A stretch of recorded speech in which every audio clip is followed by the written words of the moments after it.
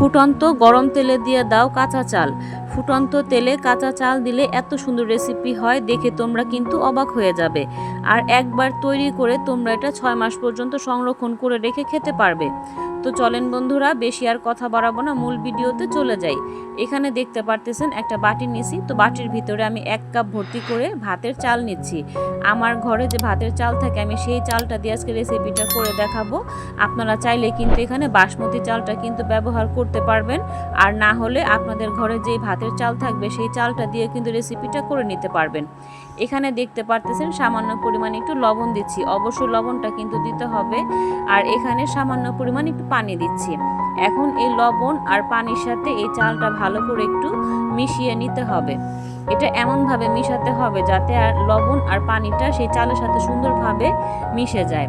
একটু কাছ থেকে আপনাদের দেখাচ্ছি, দেখেন কতটা পারফেক্টভাবে কিন্তু চালটা আমার পানি আর লবণের সাথে সুন্দরভাবে একদম ভিজে গেছে। এখানে কিন্তু চালটা আমি ঠিক 10 মিনিট রেস্টে রেখে দিব, তারপর পরের স্টেপে চলে যাই। এখানে দেখতে পারতেছেন কড়ার ভিতরে আমি পর্যাপ্ত পরিমাণ সয়াবিন তেল দিচ্ছি। এখানে একটু তেলের পরিমাণটা বেশি করে দিতে হবে। আর এখানে একটা বড় ছাঁকনি নিচ্ছি, এই ছাঁকনির ভিতরে আমি বেশ কিছুটা চাল আমি এখানে দিয়ে দিতেছি। দেখেন কত সুন্দর কিন্তু ভাজা হয়ে গেছে। এইভাবে করে কিন্তু সবগুলো চাল আমি ভেজে নিব।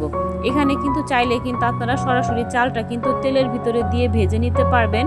আসলে আমার কাছে মনে হয় ওইভাবে ভাজলে চালটা পরে আমি স্ট্রেনার দিয়ে বা কোনো কিছু দিয়ে তুলতে কিন্তু অনেক প্রবলেম হবে, তাই আমি কিন্তু এরকম ছাঁকনি দিয়ে প্রথমে চালগুলো ভেজে নিলাম। আর এটা দিয়ে তুলতে কিন্তু অনেক সুবিধা হবে, এই জন্য আমি এরকম বড় ছাঁকনির ভিতরে রেখে সমস্ত চালগুলো হালকা বাদামি কালার করে ভেজে নিলাম। আপনারা দেখে একটু বুঝে নেবেন।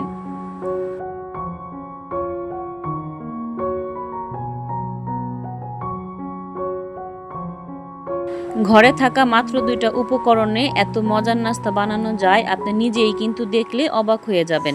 এখানে কিন্তু নাস্তাটা বানাতে তেমন কোনো উপকরণ লাগে না, শুধু একটু চাল লাগে আর তেল থাকতে হবে। তেল আর চাল দিয়ে যে এত মজার নাস্তা বানানো যায় আমি কিন্তু আপনাদের বলে কিন্তু বোঝাতে পারবো না। আপনারা এটা বাসায় যখন বানাবেন তখন কিন্তু বুঝতে পারবেন। তো বন্ধুরা, আজকেই বানিয়ে ফেলুন এই মজার নাস্তাটি।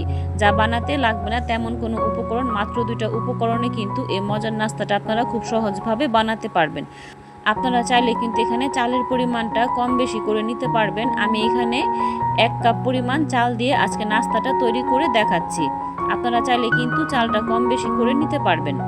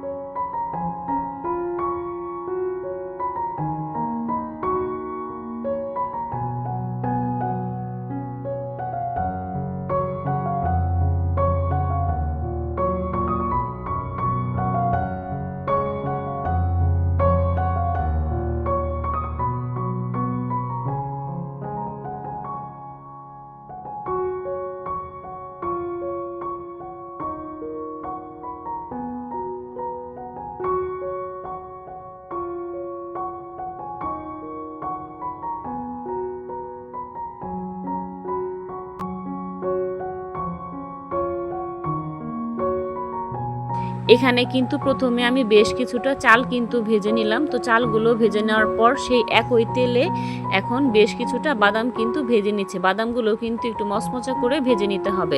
আপনারা দেখে একটু বুঝতে পারতেছেন আমি কিভাবে করে ভেজে নিচ্ছি। এখানে কিন্তু এই নাস্তার ভিতরে কিন্তু কাঁচা বাদাম ব্যবহার করা যাবে না, অবশ্যই বাদামটা এইভাবে করে কিন্তু ভেজে নিতে হবে। তো বাদামগুলো দেখেন কত সুন্দর করে কিন্তু আমি ভেজে নিচ্ছি। বাদামগুলো ভেজে নেওয়ার পর এখানে আমি 2 থেকে 3টা শুকনো মরিচ ভেজে নিব। আপনারা চাইলে এই নাস্তাটার ভিতরে কিন্তু শুকনো মরিচের পরিবর্তে কাঁচা মরিচটা ব্যবহার করতে পারবেন। এখনো পর্যন্ত যারা আমার ভিডিওটা দেখতেছেন আপনাদের জানাই অসংখ্য ধন্যবাদ। আর আমার চ্যানেলটি সাবস্ক্রাইব করে সাথে থাকা বেল বাটনটি অন করে রাখবেন, তাহলেই হবে আমি নিত্য নতুন কোনো ভিডিও দেওয়ার সাথে সাথে আপনাদের কাছে নোটিফিকেশন চলে যাবে। সুযোগ সময় করে আপনারা ভিডিওটা দেখে নিতে পারবেন। যারা বিকেলে একদমই ব্যস্ত থাকেন, নাস্তা বানাতে সময় পান না, আপনারা কিন্তু একবার হলেও রেসিপিটা বাসায় ট্রাই করে দেখতে পারেন, অনেক ভালো লাগবে। লাগবে। আর এটা স্বাদের কথা আমি আপনাদের বলে কিন্তু বোঝাতে পারবো না, অসাধারণ টেস্ট হয়। খুব সহজে আর ঝটপটভাবে এই নাস্তাটা কিন্তু আপনারা বাসায় বানিয়ে নিতে পারবেন। আর এই নাস্তাটা কিন্তু একবার বানালে কিন্তু বারবার বানাতে মন চাইবে, এতটাই টেস্টি হয় এই নাস্তাটা।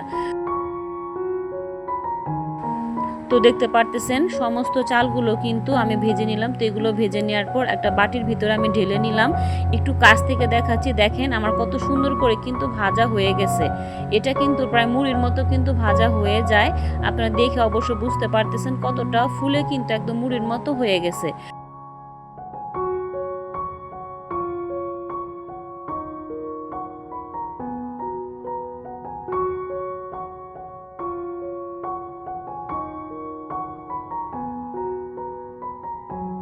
এখানে কিন্তু চাল ভাজাগুলো কত সুন্দরভাবে কিন্তু ফুলে একদম ডাবল হয়ে গেছে। তো এইভাবে করে কিন্তু আপনারা তেলের ভিতরে দিয়ে চালগুলো খুব সুন্দরভাবে কিন্তু ভেজে নিতে পারবেন।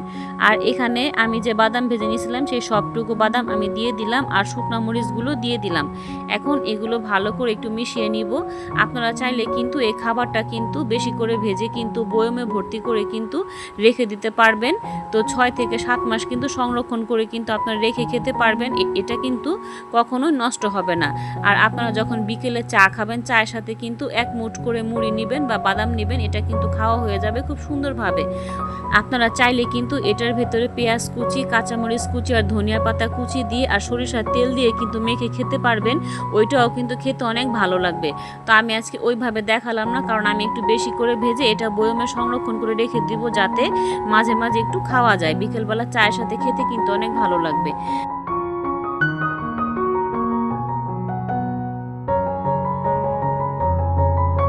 দেখলেন তো বন্ধুরা, কত সহজে মাত্র 2টা উপকরণে এত সুন্দর একটা হেলদি নাস্তা রেসিপি আপনাদের করে দেখালাম। এত কম সময়ে এত কম ঝামেলায় এমন একটা নাস্তা বানালে কিন্তু বারবার বানাতে ইচ্ছা করবে। তো বন্ধুরা, আজকে বানিয়ে ফেলুন ঝটপট এই মজাদার নাস্তার রেসিপি। তো আপনারা সবাই ভালো থাকবেন, সুস্থ থাকবেন। আসসালামু আলাইকুম।